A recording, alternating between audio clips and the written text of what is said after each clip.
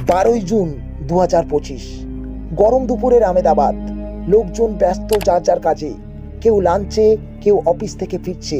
আর ঠিক তখনই আকাশে উঠল বিশাল একটা বিমান, এয়ার ইন্ডিয়া ফ্লাইট AL-171। কিন্তু কে জানতো তাতে সেই যাত্রা হবে জীবনের শেষ যাত্রা? কে জানতো কিছু মুহূর্ত পরেই সব কিছু বদলে যাবে? বিমানটি টেক অফ করে দুপুর 1:38 মাত্র 30 সেকেন্ড। আর ঠিক 30 সেকেন্ড পরেই পাইলটের গোলা ভেসে আসে কন্ট্রোল টাওয়ারে, mayday, thus lost, we are going down. এরপর আর কিচ্ছু শোনা যায়নি। স্থানীয়রা শুনতে পায় একটা বিকট শব্দ, আকাশ কেঁপে ওঠে, আগুন জ্বলতে থাকে হাসপাতালে যেখানে বিমানটি ধাক্কা খায়। চারিদিকে শুধু ধোঁয়া আর ধোঁয়া, দাউ দাউ করে জ্বলছে এয়ার ইন্ডিয়ার সেই বিমানটি। মুহূর্তে চিৎকার আর ছোটাছুটি, যেন একটা যুদ্ধের ময়দান। 241 জন এক মুহূর্তে শেষ। এখন প্রশ্ন হচ্ছে, এই ভয়ানক দুর্ঘটনায় সবাই মারা গেলেন, কিন্তু একজন মানুষ অক্ষত বেরিয়ে এলেন ধোঁয়ার ভেতর থেকে, যার নাম বিশ্বাস কুমার রমেশ, পেশায় তথ্য প্রযুক্তি কর্মী। তাকে যখন ধরা হলো তখনও তিনি পুরোপুরি নিজের জ্ঞান ফিরে পাননি। জ্ঞান ফিরতে বলছিলেন, সব ধোঁয়া, আমি ভাবছিলাম আমি স্বপ্ন দেখছি, কিন্তু আমি হাঁটছিলাম, আমি বেঁচে আছি। কিন্তু প্রশ্ন হচ্ছে, কিভাবে সে বেঁচে গেল এমন মর্মান্তিক দুর্ঘটনার হাত থেকে? কেউ কেউ বলছে বিশ্বাস যে সিটে বসেছিলেন সেটা ছিল এমার্জেন্সি এক্সিটের পাশে 11A, এই সিট থেকেই নাকি তিনি দ্রুত বেরিয়ে যেতে পেরেছিলেন।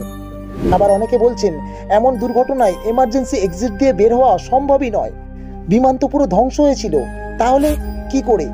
আরেকটি বিষয় উঠে আসে, ইঞ্জিন ফেল।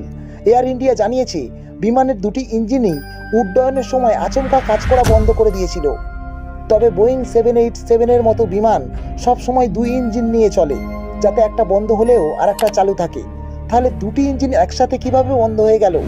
এটা কি প্রযুক্তিগত ত্রুটি, নাকি ইচ্ছাকৃতভাবে কিছু করা হয়েছিল? দুর্ঘটনার খবর ছড়াতেই সোশ্যাল মিডিয়ায় আগুন লাগলো। কেউ বলছে বিশ্বাস আসলে কোনো গভীর সত্য জানতেন, তাই তাকে কেউ হত্যা করতে চেয়েছিল। আবার কেউ বলছে এই দুর্ঘটনা কোনো সাধারণ ঘটনা নয়, বরং এটা একটা পরীক্ষা, যাতে বোঝা যায় একটা প্লেন কিভাবে সম্পূর্ণ ধ্বংস করা যায়। আরও কেউ লিখেছেন বিশ্বাস হয়তো আগে থেকেই জানতেন কিছু একটা ঘটতে চলেছে, তাই এমার্জেন্সি এক্সিটের পাশে তিনি সিট নিয়েছিলেন। দুর্ঘটনার পরে বিমানটির ব্ল্যাক বক্স উদ্ধার করা হয়েছে। প্রথম দিকে নির্দেশ থাকলেও পরে ককপিট ভয়েস রেকর্ডার পাওয়া গিয়েছে, অর্থাৎ পাইলট কি বলছিল সেটা রেকর্ড হবার যে যন্ত্র, সেটাও পাওয়া গিয়েছে। কিন্তু ওই ব্ল্যাক বক্সের একটা অংশ নেই, অথচ এটি ছিল সত্য জানার একমাত্র চাবিকাঠি। প্রশ্ন, কারা সরালো সেটা? তদন্ত চলছে, কিন্তু তদন্তের ভাষা সবসময় ধীরে চলে, আর ততক্ষণে গল্প ছড়িয়ে পড়ে হাজার রকমে।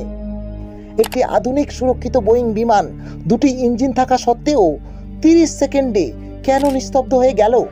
ককপিট ভয়েস রেকর্ডার থেকে কি উঠে আসবে? আর এত লোক মারা গেলেন, শুধু একজনই বা কি করে বেঁচে গেলেন, তাও এমার্জেন্সি এক্সিটের পাশ থেকে? সবই কি কাকতালীয়, নাকি কারো সাজানো এক ভয়ঙ্কর খেলা?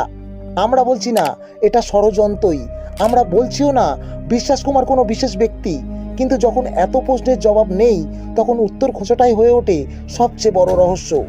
আপনার কি মনে হয়, এটি কি নিছক দুর্ঘটনা, নাকি এর পিছনে লুকিয়ে আছে এক অদৃশ্য হাত? কমেন্টে লিখুন আপনার মতামত। ভিডিওটি লাইক করুন, শেয়ার করুন, সাবস্ক্রাইব করুন আরও এমন রহস্যের গল্পের জন্য। কারণ সত্য সবসময় চোখের সামনে থাকে না, কখনো সেটা ধোঁয়ার আড়ালে লুকিয়ে থাকে। তো বন্ধুরা, আজকের মতো এতটুকুই। সবাই সুস্থ থাকবেন, ভালো থাকবেন, ধন্যবাদ।